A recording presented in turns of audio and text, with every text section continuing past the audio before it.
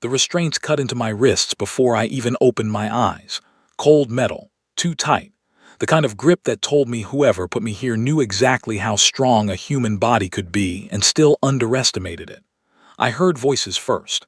Clicking, hissing, something that sounded like laughter but wasn't built for a human throat. My head throbbed. The last thing I remembered was the hull of my transport ship breaking apart, the emergency pod ejecting into a nebula I had no maps for, and a bright blue light swallowing me whole. Now I was here, wherever here was. I cracked one eye open. A sharp light stabbed into my skull. 7 figures stood around me, tall, lean, with skin the color of polished copper and eyes like black glass. They wore long robes with silver trim, and each one carried a thin staff that hummed with quiet energy. One of them leaned closer, tilting its head in a way that reminded me of a bird studying an insect. It spoke, and a small device on its collar translated the words into my language. "It is awake, look at it, so small, so broken." Another one laughed, a wet clicking sound. "Look at the skin, it is covered in damage, old wounds. Did its own kind do this to it? Are they so primitive they tear at each other with claws?" I didn't answer. I kept my breathing slow. I'd been in rooms like this before. Different walls, different faces, same game. You listen. You learn. You wait for the moment they stop watching your hands and start watching your mouth. A third figure pressed a long finger against the scar that ran across my collarbone. I didn't flinch. I'd earned that one on a moon called Varan 2 years ago, pulling a kid out of a collapsing mining shaft while the roof came down in pieces. The finger traced down to the burn mark on my forearm. That one was from a reactor fire on the freighter Halcyon. 6 crew members made it out. I was the last one off. "These marks," the figure said, "they are signs of weakness. A strong creature would not carry so many failures on its body." I almost smiled, almost. The door on the far wall slid open with a low hiss. The 7 figures straightened up at once, lowering their staffs, bowing their heads. The temperature in the room seemed to drop by several degrees. Someone important had arrived. I could feel it in the way the air pulled tight, the way those 7 alien guards stopped breathing for a moment. She walked in slowly, tall, taller than the others by a full head. Her skin wasn't copper like theirs. It was a deep, rich shade of dark gold that caught the light in strange ways. She wore no robe. Instead, her body was wrapped in thin layers of woven metal that moved like cloth. A crown sat on her head, not made of jewels but of thin silver wires that formed a shape like a crescent moon. Her eyes were not black. They were a piercing silver, and they locked onto me the second she entered. I knew a queen when I saw one.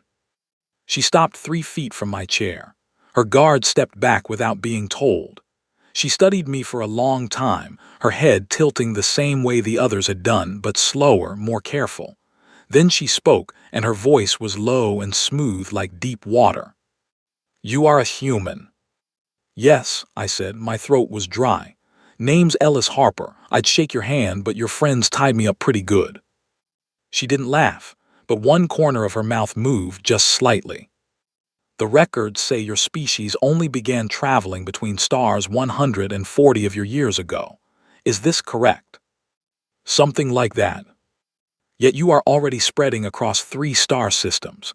You build colonies on worlds that would kill most species within an hour of landing. You fight wars against things much larger than yourselves and you win. Why?"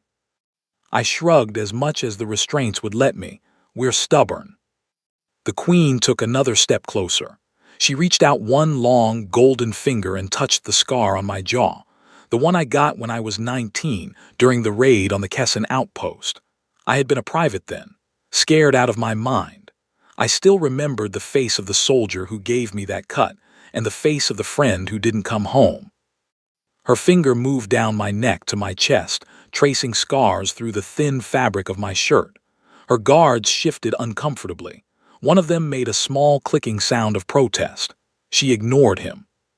"Tell me, Ellis Harper," she said softly, "how many of these did you earn in battle?" "I haven't counted in a long time." "Try." I took a breath. Most of them, some were accidents, a few were from saving people, but most were fights. She was quiet for a long moment. Her silver eyes scanned every inch of visible skin, every mark, every line of old pain my body had kept like a record. Her guards, the 7 copper-skinned figures, were still making soft laughing sounds, whispering about how pathetic it was that a creature would carry such damage. They thought she was studying me the way a scientist studies a sick animal. They thought she was about to give the order to throw me in a cell, or worse. They were wrong. The queen turned her head slowly toward the nearest guard. Her silver eyes burned. Silence. The room went dead quiet. She turned back to me. On my world, she said, we have a belief. A soul that has survived many wounds is not a weak soul. It is a tested soul, a worthy soul. When a warrior of my people falls in battle and survives, we mark their skin with ink to remember what they have endured. A warrior with many marks is treated with the highest honor. She paused. Her voice dropped lower. Your body is covered in such marks, but no one inked them. You earned every single one by living, by refusing to die. I didn't know what to say, so I said nothing. Do you know where you are, Ellis Harper? No, ma'am. You are aboard the royal flagship of the tyrannic throne. My guards found your pod drifting in contested space. They brought you to me because they thought I would find you amusing, a broken little animal from a primitive world. Her silver eyes flicked toward the guards, and every single one of them flinched. They were wrong to laugh. She raised one hand. Her fingers moved in a small, sharp gesture. The restraints on my wrists and ankles clicked open. I stayed very still. I wasn't stupid. A free man in a room full of armed aliens is still a dead man if he moves too fast. Stand, she said, slowly. I stood. My legs were stiff. The room felt bigger now that I wasn't chained to that chair. She walked a slow circle around me. I could feel her eyes reading my body like a map. When she came back in front of me, her expression had changed. It wasn't curiosity anymore. It was something closer to recognition. There is a war coming, Ellis Harper, she said quietly. A war that will reach every corner of this sector within the year. My people are strong, but we are not enough. And there are creatures out there, old creatures, that even my warriors fear to speak of. She looked at me with those silver eyes. I have been searching for something, a sign, a reason to believe we can win this war. She placed one golden hand flat against my chest, right over my heart. I think I just found it. Behind her, the 7 guards stared at me with expressions I couldn't read. The clicking laughter was gone. What replaced it was something like fear, or maybe respect. I wasn't sure yet. The queen stepped back. You will eat, she said. You will rest, and then you and I will speak again, because I have much to learn about the creature called human, and I believe before this war is over, the rest of the galaxy will too. She turned and walked out. The door sealed behind her with a heavy thud. I stood alone in the middle of a room that had been built to hold a prisoner. My wrists were free. My heart was hammering, and somewhere deep in my gut, I knew my life had just turned a corner I could never turn back from. The war was coming, and somehow, without even knowing it, I had just walked into the middle of it. They brought food on a silver tray, steamed vegetables I didn't recognize and a strip of white meat that tasted like fish but smelled like almonds. I ate everything. Whatever was coming, I wasn't going to face it hungry. The room they moved me to was larger than the first. A long window ran along one wall, and through it I could see stars. Thousands of them. A red nebula curled through the darkness like smoke caught in slow motion. I sat on the edge of the bed and tried to remember the last time I had seen something so beautiful. The door slid open without warning. A young guard stepped inside. Not one of the 7. This one was shorter, thinner, with the same copper skin but softer features. She bowed her head slightly. The queen requests your presence. Now. Now. I stood. My bones ached. I followed her into a wide hallway lined with carved metal panels. Every few steps, another pair of guards stood at attention. They watched me as I passed, their black eyes unreadable. None of them laughed this time. Word traveled fast on a ship like this. The guard led me through a series of corridors until we came to a large set of double doors. They opened before we touched them. Inside was a chamber unlike anything I had ever seen. The ceiling was high and domed, painted with swirling patterns of silver and blue. The floor was smooth, dark stone. In the center stood a long table made of a dark wood that seemed to glow faintly from within. The queen sat at the far end. She was alone. "Sit," she said, gesturing to the chair across from her. I sat. She pushed a small cup toward me. Something warm steamed inside it. "Drink, it will help with the pain you are hiding." I raised an eyebrow. "You think I don't see it," she said. "The way you favor your right leg, the way you hold your left arm close when you think no one is watching. I have lived 400 of your years, Ellis Harper. I know what a body in pain looks like." I took the cup.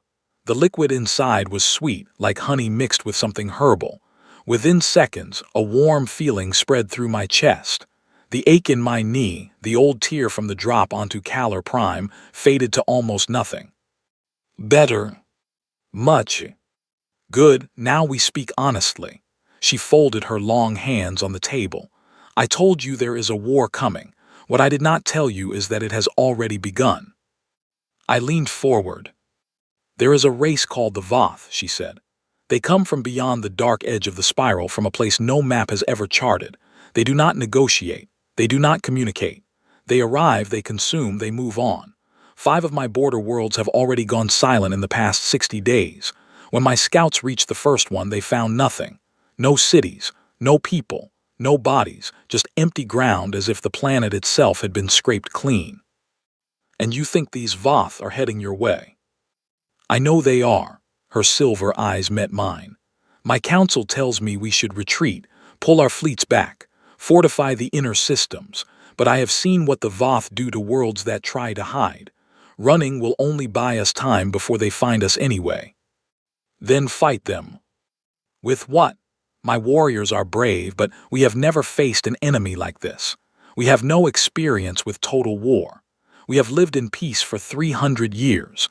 Peace has made us strong in many ways, but it has also made us slow to learn the hard lessons of survival." She looked at me for a long time. "Your species knows those lessons, Ellis Harper. You learned them in your own history. You learned them in your own bodies." Her eyes flicked to my hands, where old scars crossed my knuckles. "I need someone who understands how to fight an enemy that cannot be reasoned with. Someone who has lived through pain and come out the other side still standing." "You have thousands of soldiers." "I have thousands of soldiers who have never known real loss. You are one man who has survived more than most warriors see in a lifetime." I sat back slowly. My brain was trying to catch up. A few hours ago, I was a freelance pilot whose ship had just been torn apart. Now, an alien queen was asking me to help save her empire from something that ate entire planets. "What exactly are you asking me to do?" "Train them." "Train who?" "My royal guard, the best warriors in the empire. 300 of the finest soldiers the tyrannic people have ever produced. I want you to teach them what your kind knows. How to fight when there is no hope. How to keep going when the body says stop. How to win a war you were never supposed to survive." I almost laughed. I didn't, but I almost did. "Your Majesty, I was a private in a colonial defense force. I flew cargo runs. I'm not some kind of master warrior. You have lived through things that would have killed any of my guards 10 times over. Your life is the lesson. Your scars are the teaching." She leaned forward. "I am not asking for a general. I am asking for a survivor. Someone who can look my warriors in the eye and tell them this is what war truly is. This is what it takes. Not the glory they have read about in old poems. The real thing." I thought about it. I thought about the 300 warriors she was talking about, most of them probably never having bled in a real fight. I thought about what was coming for them. And I thought about my own people, scattered across a handful of colonies in this sector, who had no idea a storm was brewing on their edge of the map. "If I help you," I said slowly, "I have one condition." "Name it." "When this is over, whatever happens, your empire warns my people. You send word to human space. You tell them what's coming. You give them a chance to prepare." She studied me. For a moment I thought she might refuse. Then she gave a single, slow nod. "Agreed. Your people will be warned. I give you my word as queen of the tyrannic throne." I held out my hand. She looked at it for a moment, then reached across the table and clasped it. Her skin was cool and smooth. Her grip was surprisingly firm. "Then we have a deal, Your Majesty." "My name is Vilari," she said quietly. "When we are alone, you may use it." Vilari. I tested the name. It felt old, heavy. "All right, when do we start?" "Tomorrow, at first light. I will have my commander meet you in the training hall." "And what's his name?" For the first time, her mouth curved into something that was almost a full smile. It wasn't a warm smile. It was the kind of smile a person gives when they are about to let you in on a private joke. "His name is Corin," she said, "and I should warn you, he is the one who laughed the loudest when they first brought you in." I let out a long breath. "Of course he is." I stood with her. The meeting was over. The young guard appeared at the door to lead me back to my room. Before I left, Velari spoke one more time. "Ellis." I turned. "Tomorrow you will meet 300 warriors who believe they are the strongest beings in this empire. They will not want to listen to you. They will see your size, your scars, your age, and they will decide you are beneath them." Her silver eyes were sharp. "Do not try to win them with words. Words mean nothing to a soldier who thinks he already knows everything. Show them instead. Show them what a human really is." I nodded once. Then I walked out into the hallway, with the young guard leading the way, and I thought about tomorrow. And for the first time since the blue light had taken me, I almost felt like smiling. The training hall was the size of 3 football fields laid end to end. The ceiling arched high above in a dome of dark metal, and the floor was a kind of smooth black stone that looked polished but gripped my boots when I walked on it. Along the walls, racks held weapons I had never seen before. Long curved blades, staffs that pulsed with faint blue light, shields that shimmered like they were made of water. And standing in neat rows in the center of the hall were the 300 warriors Velari had spoken about. They were every bit as impressive as she had said. Each one stood at least 7 feet tall. Their copper skin was etched with silver tattoos in elegant patterns along their arms and necks, the marks of battles won and honors earned. They wore dark training armor that hugged their bodies and left their arms free to move. Their eyes all turned to me at once when I walked in. 300 pairs of black glass, staring. I stopped in front of them and tried not to look as small as I felt. A single warrior stepped out from the front row. He was the tallest of them all, nearly a full foot taller than the others. His tattoos were more elaborate, climbing all the way up his neck and along his jaw. His armor was trimmed in gold. He held a staff in one hand and wore an expression on his face that made his opinion of me very, very clear. This had to be Corin. He walked toward me slowly. The rest of the warriors did not move. He stopped about 5 feet away and looked down at me with the same expression a man might wear when finding an insect in his drink. "You are the human." "I am. The Queen tells me I am to learn from you." "That's the idea." He let out a soft hissing sound. "The Queen is wise in many things. In this, she is mistaken. Our people have trained in combat since the time of the First Crown. I have personally defeated 72 warriors in the honor ring. You are a small, scarred, weak creature from a young and desperate species. There is nothing you can teach me." I kept my face calm. I'd been expecting this. I had been expecting worse. "Maybe you're right," I said. He blinked. That wasn't the answer he had been waiting for. "Maybe I can't teach you anything," I said. "Maybe you've already learned everything you need to know to survive the Voth. Maybe your 72 victories in the honor ring will be enough." I let the words hang in the air. Or maybe they won't. Maybe when you come face to face with something that doesn't care about honor, something that doesn't stop when you ask it to, something that eats through your armor like it's paper, you'll wish you had listened to the small, scarred, weak creature while you had the chance. Corin's jaw tightened. "You speak bold words for a being of your size." "I speak true words. Size isn't going to save you out there." He stepped closer. The warriors behind him shifted, watching. I could feel 300 sets of eyes locked onto every move. Prove it, Corin said quietly. Fight me. Here, now, in front of my warriors. If you can last against me for 1 minute, we will listen to you. If you cannot, we will carry you back to the queen and she will find herself a more suitable teacher. I looked up at him, 7 feet tall, hundreds of pounds of muscle, 72 victories, and the confidence of a warrior who had never, not once in his entire life, been pushed into a corner he couldn't climb out of. This was exactly what Velari had warned me about. Show them, she had said. Don't try to win with words. Okay, I said, 1 minute. He smiled. It was not a kind smile. No weapons. No weapons, I agreed. He handed his staff to a nearby warrior. I rolled my shoulders. My right knee gave a small warning twinge, and I ignored it. The 300 warriors spread out in a wide circle around us. A large hollow space formed. Corin cracked his neck and raised his fists. Whenever you are ready, small one.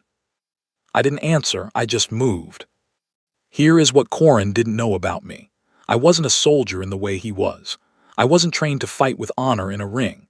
I had spent most of my life fighting on collapsing ships, in crashed escape pods, on planets where the gravity was wrong and the air was thin. I had learned to fight dirty, to fight fast, to fight with the understanding that a fair fight was a fight you were already losing. He swung first, a heavy hook aimed at my head. I ducked under it and drove my shoulder into his knee, not his hip, not his stomach, his knee. I heard the joint give a sharp pop. He grunted in surprise, and I was already behind him, my arms snaking around his neck. I used his own weight against him and pulled him down to the floor. Before he could react, I had my knee pressed into his back.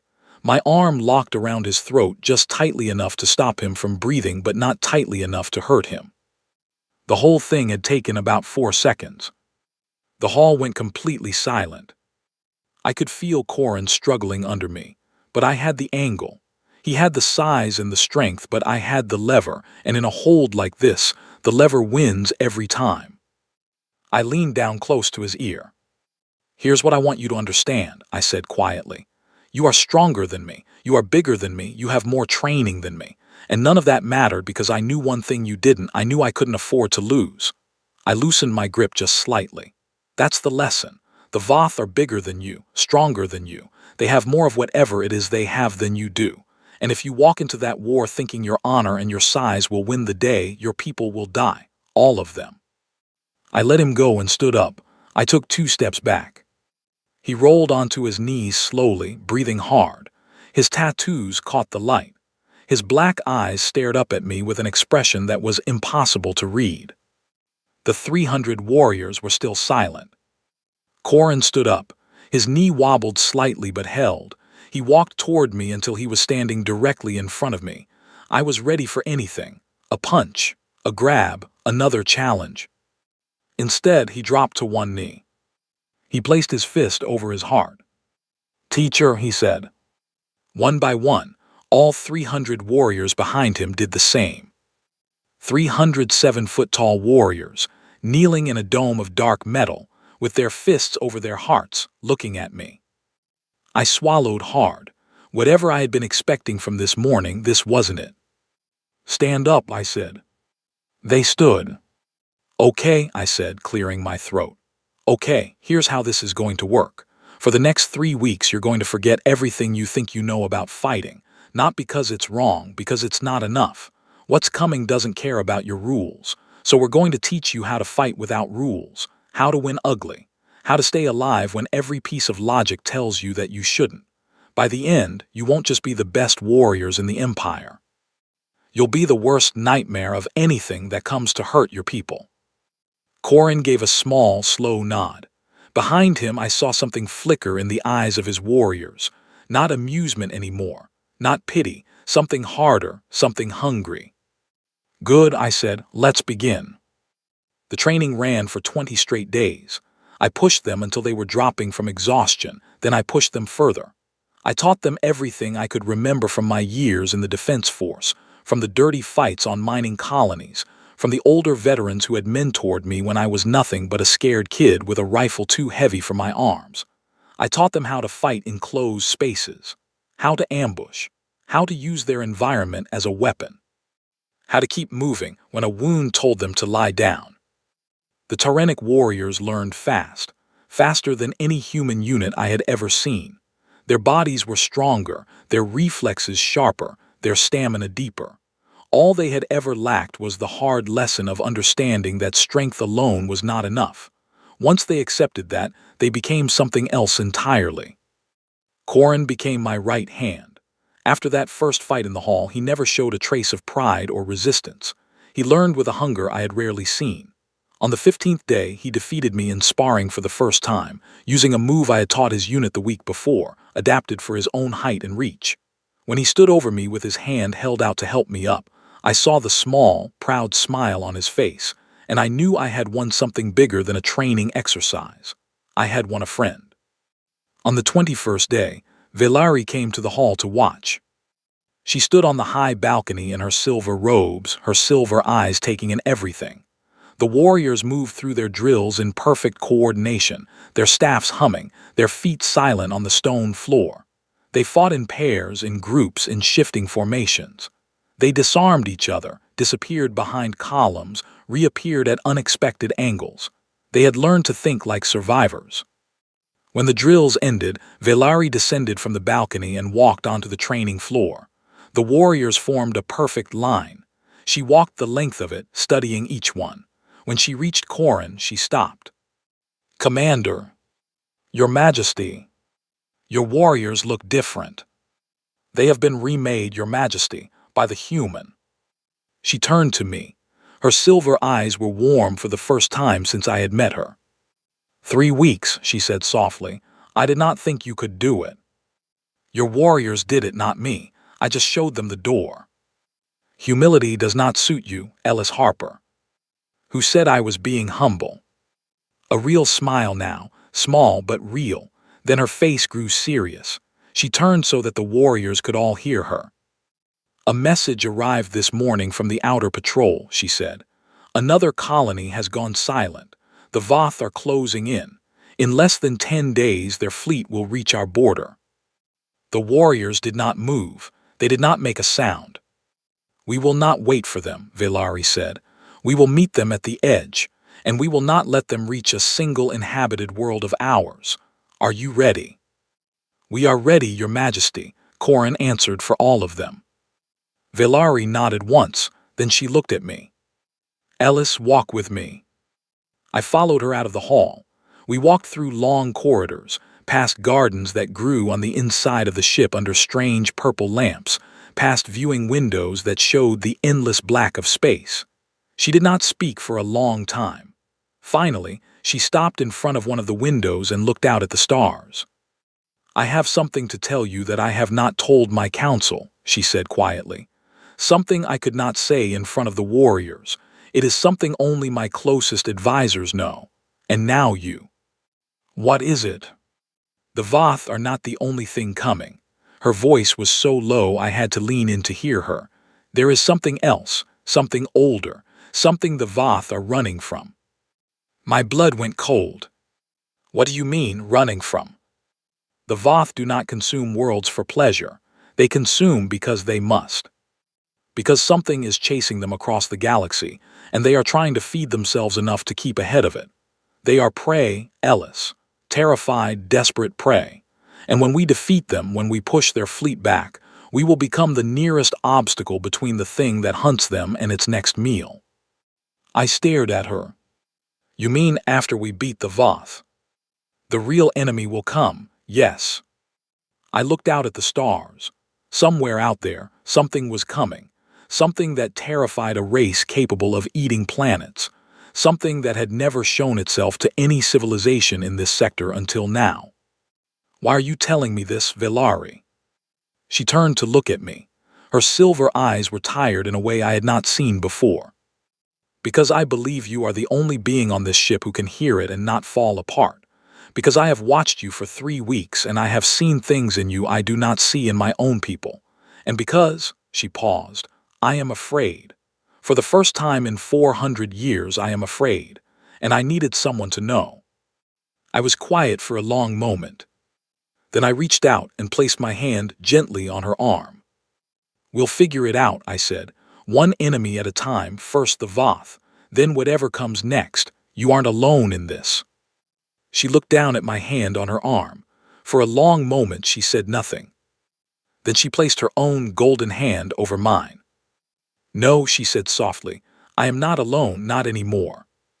The fleet left the homeworld 3 days later, 200 ships in perfect formation, cutting through the black like a school of silver fish. I stood on the bridge of Velari's flagship with Corin at my side. We watched the stars stretch into long white lines as the ships jumped. Somewhere ahead of us, a storm was waiting. The first battle came on the 6th day. The Voth fleet appeared on our scanners like a dark stain spreading across the map. There were more of them than we had expected. Velari's scouts had reported 300 ships.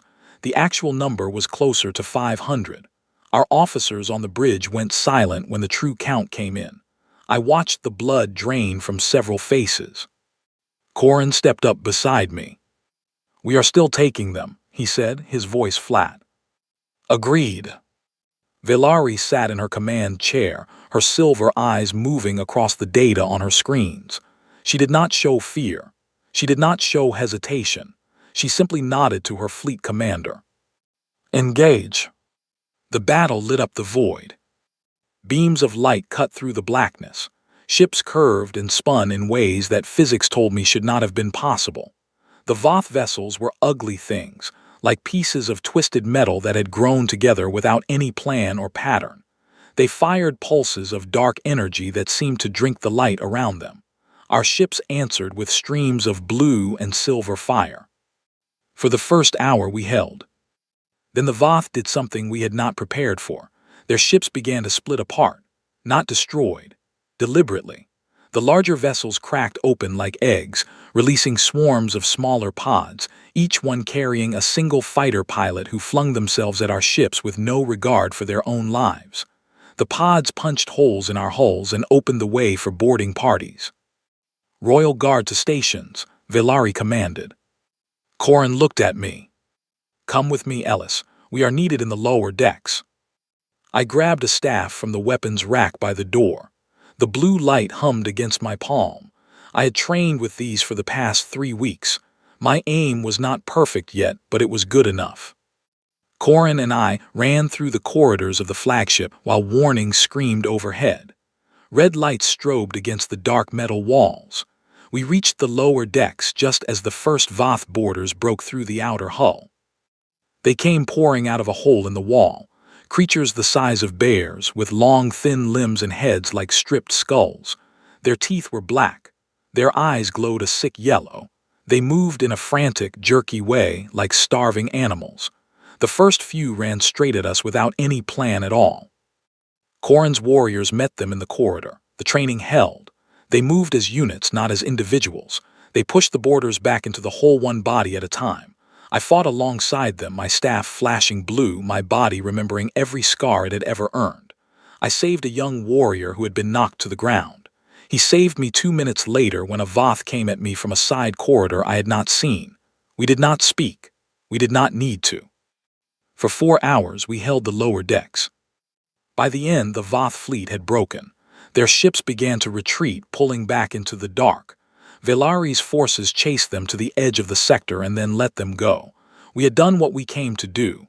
The border was safe. No inhabited tyrannic world had fallen. But the cost was high. 23 of our ships were lost. Thousands of warriors dead. Corin had a long, bloody cut down his arm where a Voth tooth had scraped him. I had a fresh bruise across my ribs where one of them had slammed me into a bulkhead. Velari came down to the medical bay herself to check on the wounded. When she saw me sitting on an exam table with a medic wrapping my side, she stopped. She walked over. She did not speak. She just reached out and placed her hand on my cheek. Still standing, she said softly. Still standing. She stayed like that for a long moment. Then she dropped her hand and walked on. Corin watched her go, then looked at me with a small knowing smile on his face. Say nothing, I told him. I said nothing, he answered. Good, keep it that way. The fleet regrouped for a full day. We counted the dead. We patched the ships. And then Velari called a meeting of her senior officers with Corin and me at the table. She stood at the head of the room. Her face was grim. "We won," she said, "but the war is not over. Our scanners detected something on the far edge of the battle, something that arrived just as the Voth were retreating. It did not engage, it simply watched, and then it vanished." She activated a hollow display.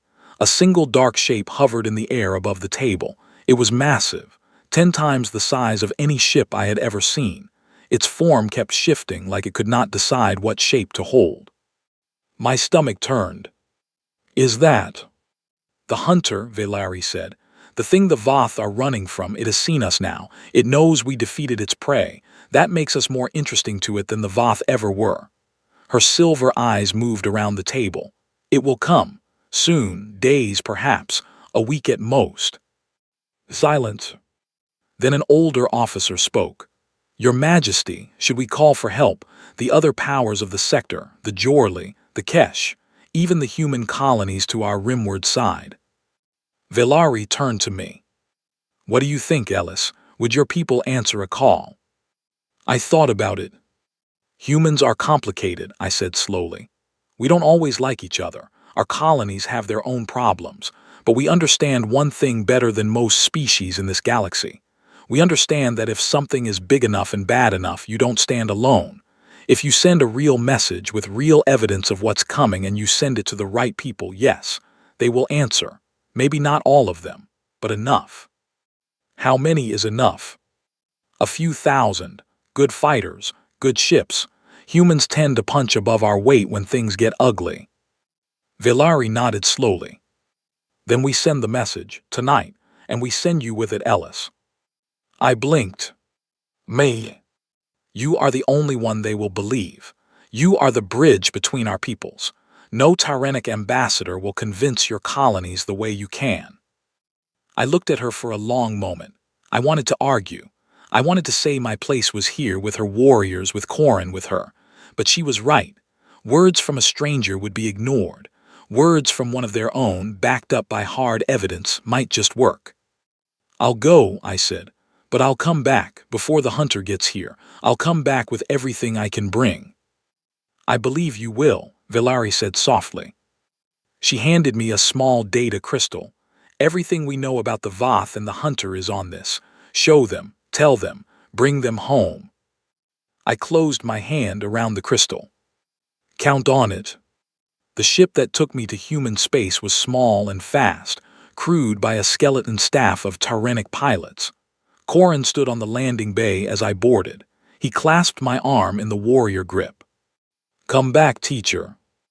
"I'll come back. My warriors will hold until you return." "I know they will. You've got this." He gave me a nod that meant 1,000 things. Velari stood behind him. She did not speak.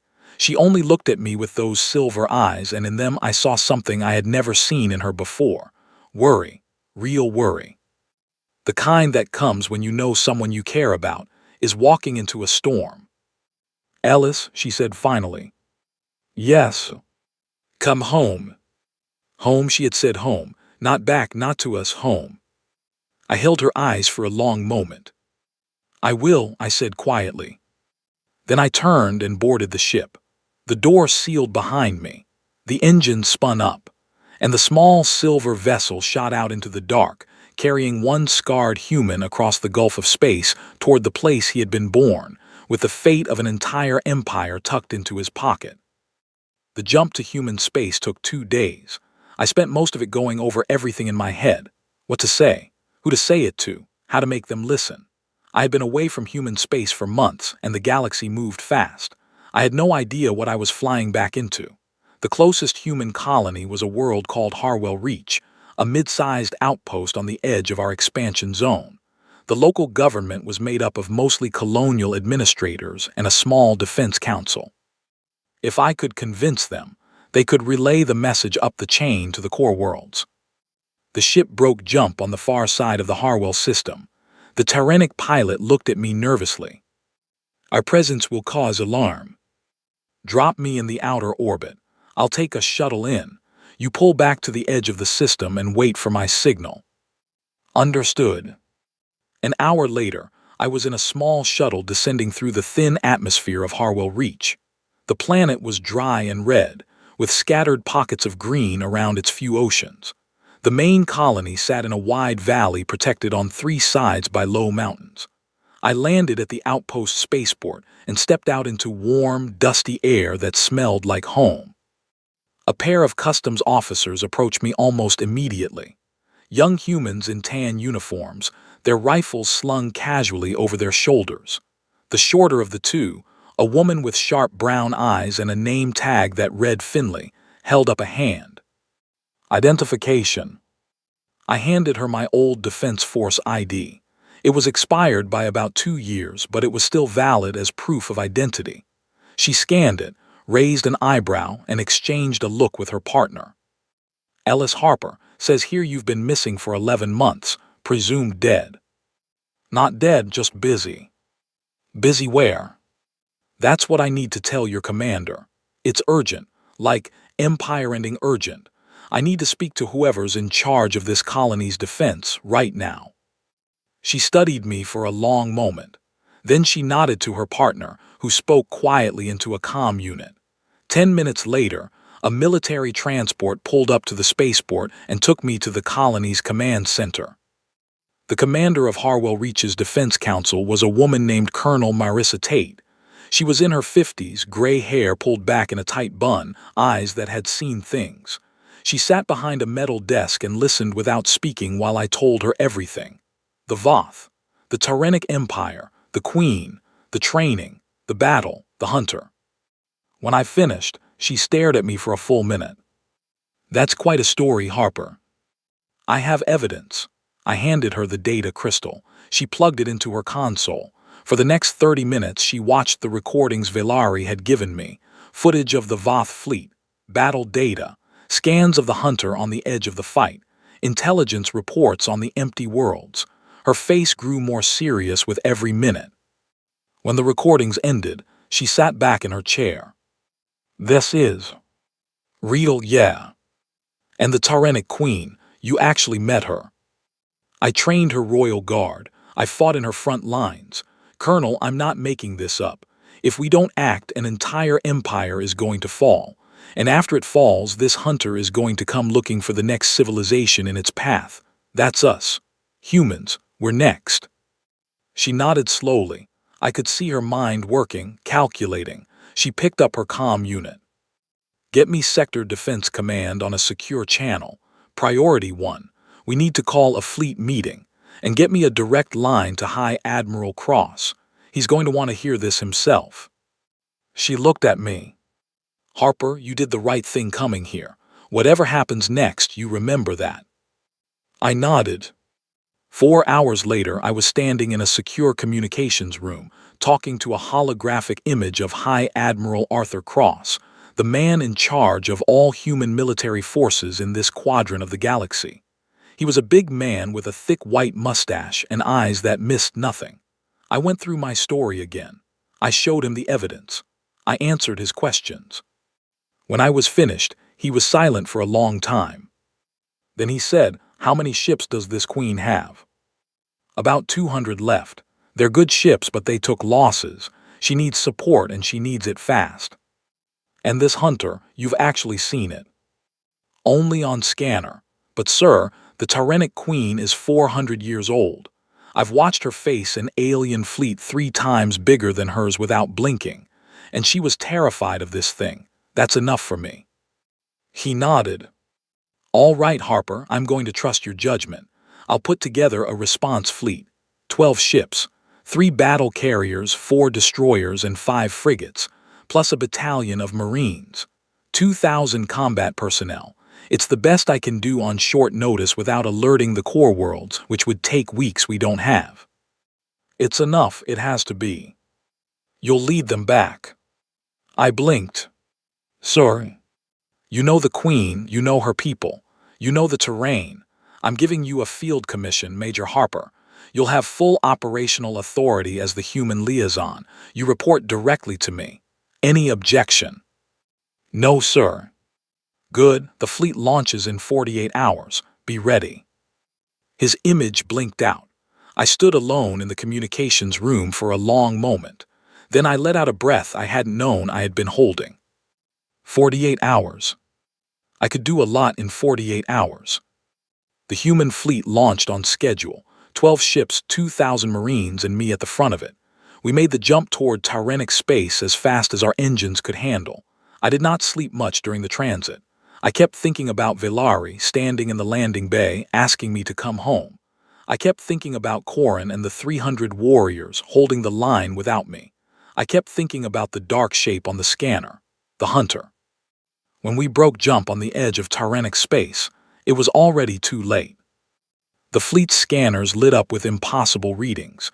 The Tyranic flagship was still intact, but it was in the middle of a fight for its life. The hunter had arrived early, 2 days early, and it was not alone. It had brought its children.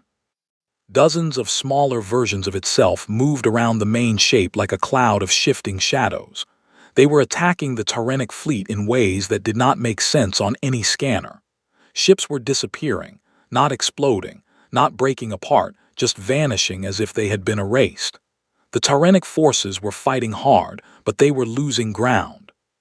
I grabbed the comm. This is Major Ellis Harper of the Human Response Fleet.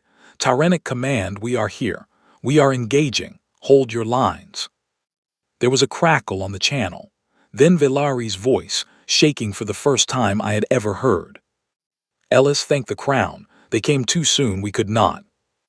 I know, I'm here now, hold on, we're coming in hot. I turned to the bridge crew of the lead human battle carrier. All ships full burn, Marines to drop pods. We are going to the flagship. Anyone who gets in our way, we blow through. Is that clear? Yes, sir, came back 12 voices from 12 ships. Then let's go save an empire. The human fleet pushed forward into the chaos.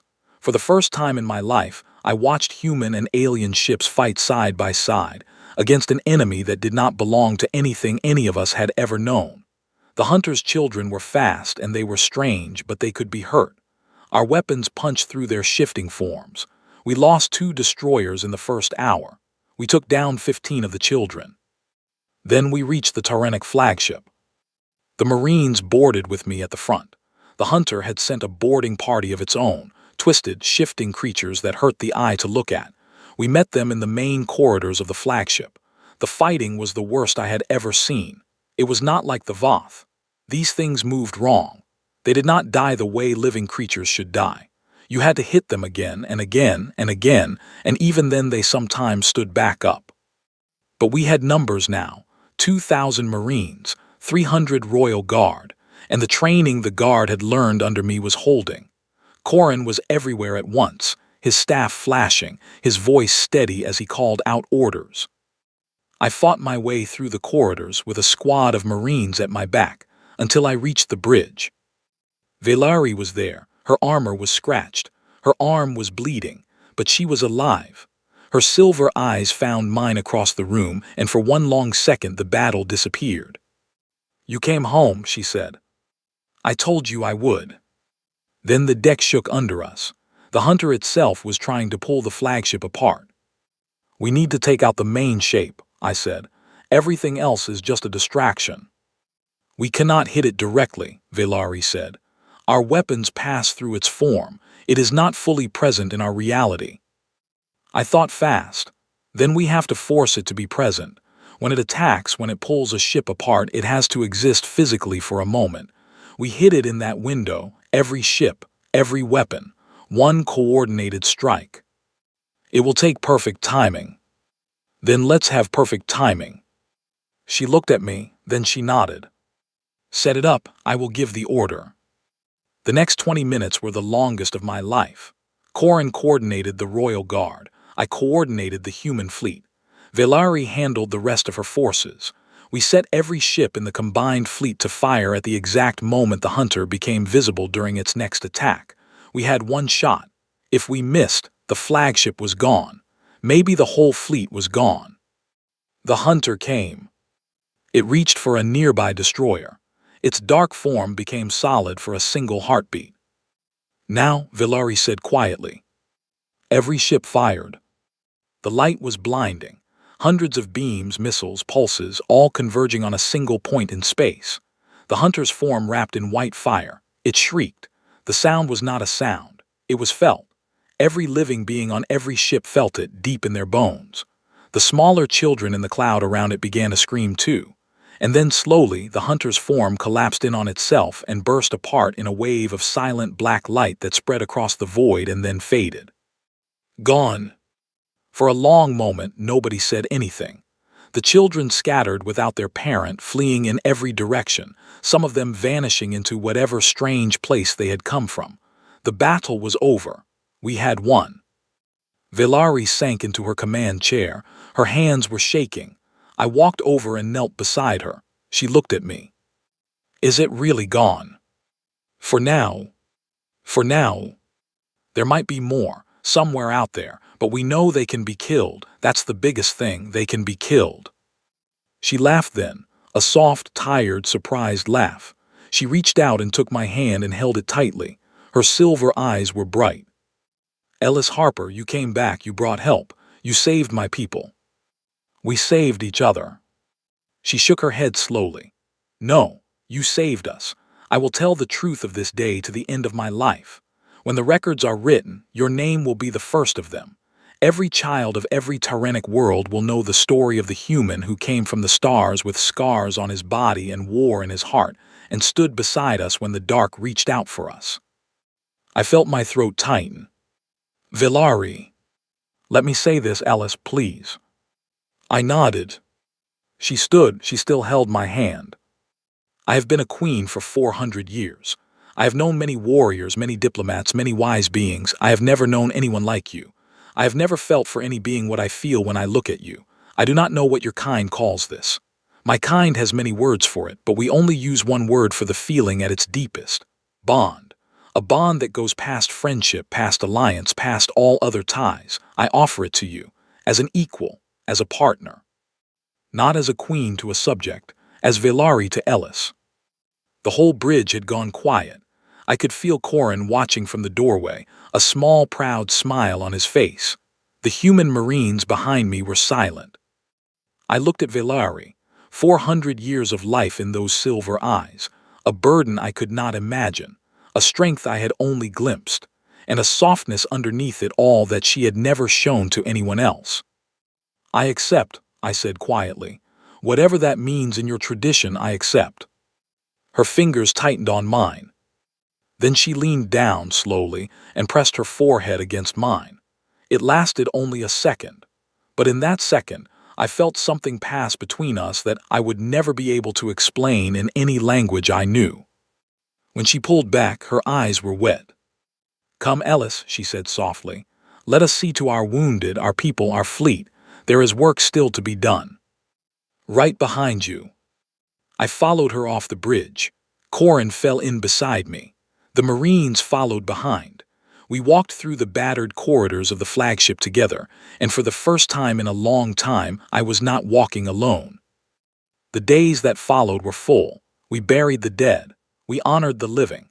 Human ships docked with tyrannic ships, and for the first time in the history of either people, crews mingled freely, sharing food and stories and wounds.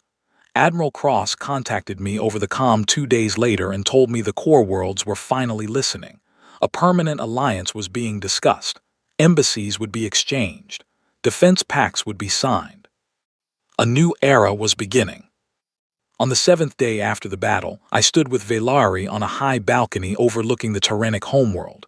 It was a beautiful planet, blue and green and gold, wrapped in wisps of silver cloud. Corin stood to one side, his arm still in a sling. My human aide stood to the other side, ready with the paperwork for the new alliance. Velari looked at me. Are you ready? Ready. She turned to the crowd of thousands below, tyrannic citizens and human visitors mixed together. The cameras were rolling.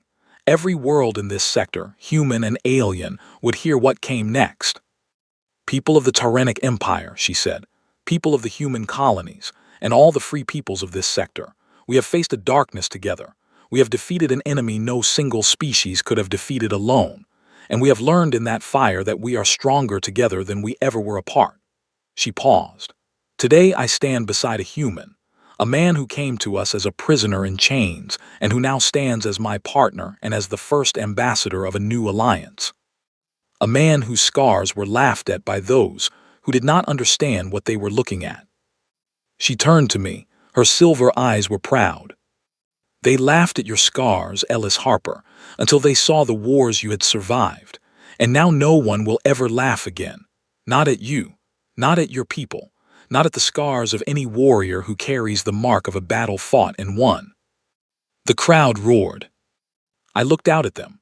Thousands of faces, human and tyrannic, cheering together. I thought about the long road that had brought me here, the broken transport ship, the cold restraints in the interrogation room, the 7 guards with their clicking laughter, the fight with Corin in the training hall, the battle with the Voth, the hunter in the dark, and Velari asking me to come home.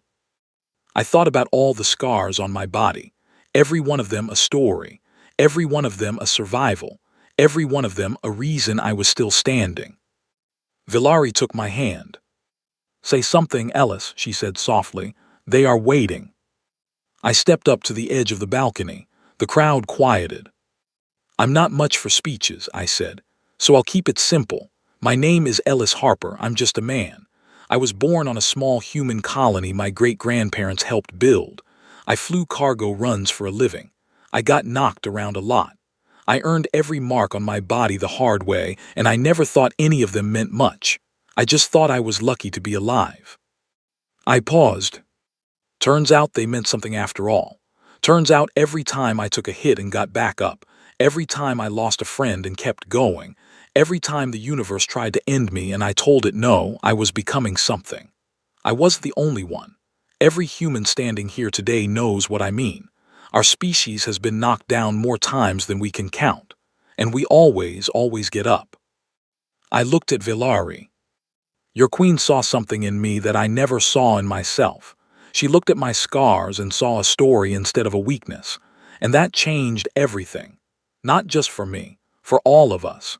Because she reached out to a species her people could have dismissed, and we reached back, and together we did something impossible. I turned back to the crowd. There's more darkness out there. I won't lie to you about that, but we've proved something now.